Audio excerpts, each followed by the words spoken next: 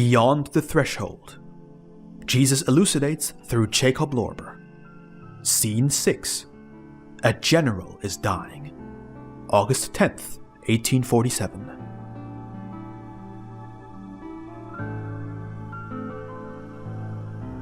The general's name is not mentioned in the report.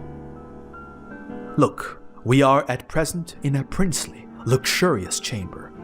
Here everything is of gold and silver, and of the most precious gems, and, for the world, of the most valuable paintings. The floor of the chamber is adorned with the finest rugs, and the great plate glass windows are hung with curtains, the cost of which would feed 1,000 poor for a whole month. Cupboards, tables, sofas, chairs, and many more princely furnishings of great value adorn the chamber, which is permeated by all manner of aromatic scents. And the most renowned physicians are surrounding the bed, richly embossed with gold, in which the worldly prominent patient is waiting in vain for his recovery.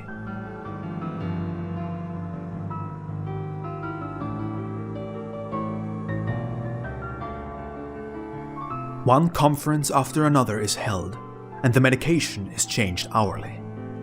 In the adjoining room, 2 monks are praying continuously, taking turns from Latin books in red and black print.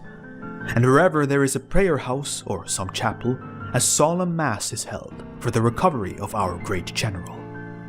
But it is all in vain, for neither in the pharmacy, the breviary, nor in the missal is there any help.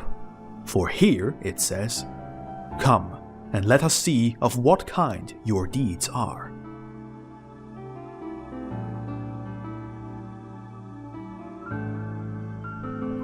Look at the sick man, how courageous he is.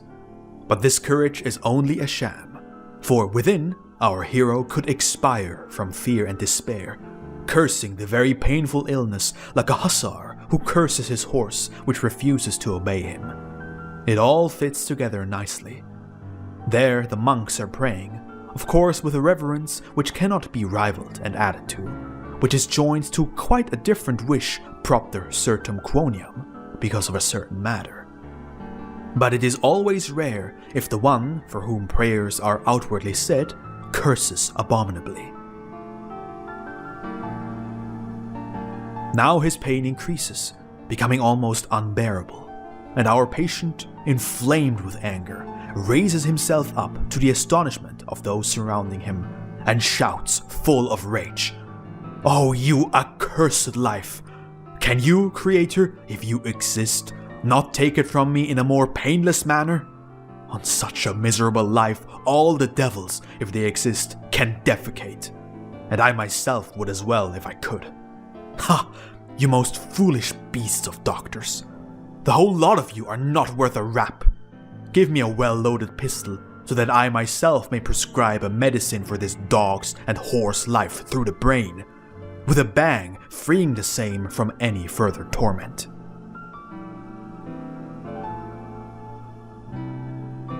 A protomedicus approaches the sickbed, trying to feel the pulse and calm the patient down. But the noble patient raises himself up and says, "Just come here, you rascal, you miserable dog of a doctor, so that I may vent my justified anger on you. Go to the devil, you foolish creature. Would you not like to torment me again with opium? Look how clever these rascals are. As soon as they are at their wits' end, they come with opium. Then the sick man falls asleep, and they do not have to fear the justified complaints lasting for hours. And they will laugh into their sleeves and calculate how much each of them will be able to charge, according to the 3rd table after my death. I certainly see through your plans. So, away with you, you evil dogs, or I will rid you with my last strength of this miserable whore's life. Ha! Who are the 2 black scoundrels I can see in the adjoining room? What are these fellows doing? I almost believe they are praying for my soul. Who has ordered them to do so? Out with them, or I will get up and shoot them down like dogs."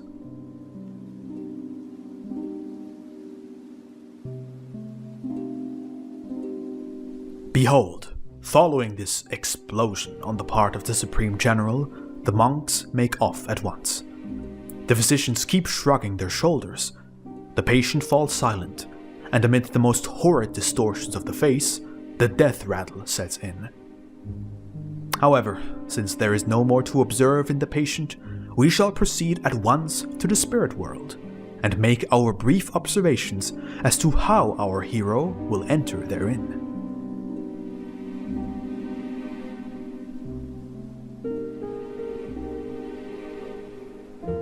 You see, we are already there, and there, on the same bed, lies the patient in an identically looking room. He is still gasping, as you can easily see, drawing air painfully and biting his tongue in the silent rage of his angry soul. But there, you see, is already the soul angel of death, ready to liberate the enraged soul of our hero from its excessively proud and arrogant aristocratic flesh. The angel is armed with a flaming sword, a sign of his great power lent to him by me, as well as a sign of his courage and his complete lack of fear before such great heroes of the earth, as well as before the entirety of hell.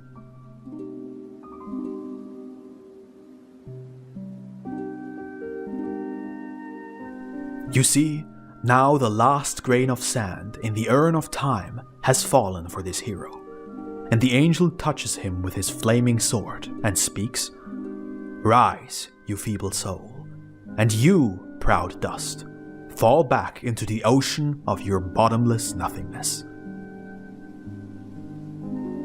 Look, now the body disappears, and the bed and the chamber full of earthly splendor are no longer visible.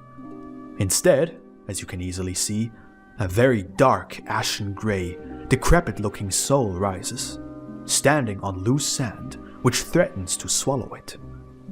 It looks around, angry, distraught, and shy. However, it sees itself in a different way from how we see it. It sees itself still as a general, decorated with all his medals and with a sword.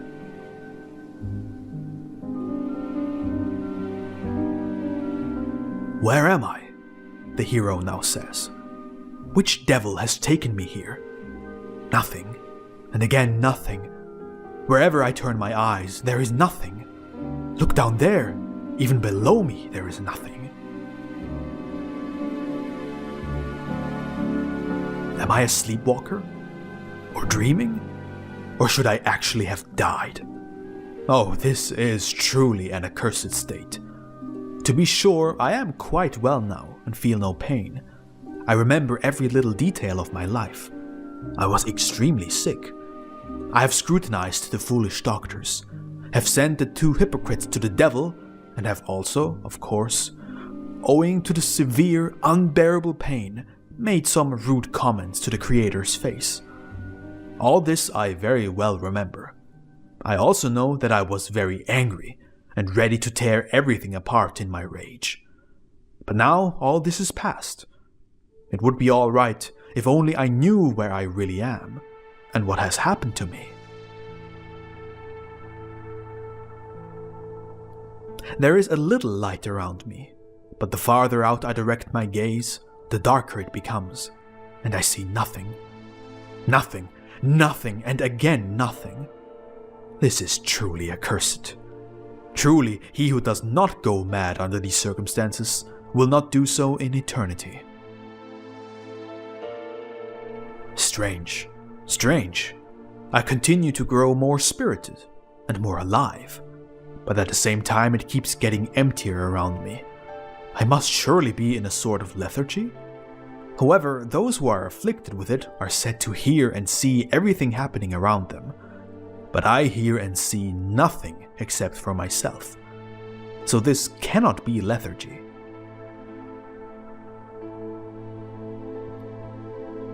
Here it is neither cold nor warm, nor totally dark, although the light is truly not blinding. What I find incomprehensible is that, even in this solo state, I am merry and of high spirits, so much so that I could be a clown. And yet I have, as I can see clearly, surely not been more solitary in the womb than here. Truly, if only I had a little thing, a thing. Well, such a thing, yes, right. If only I had another person with me, I could even forget myself. Confound it, the general together with his 5 dozen ancestors. Truly, I would give anything for some company. If only I could find out where I really am. If this state of affairs should last much longer, this condition could become damn boring. I have once heard something of a god. I might want to earnestly turn to him. I have behaved somewhat rudely towards him, but if he exists, he will not hold it against me. Hello, my god, my lord. If you exist, help me out of this queer, unfortunate situation.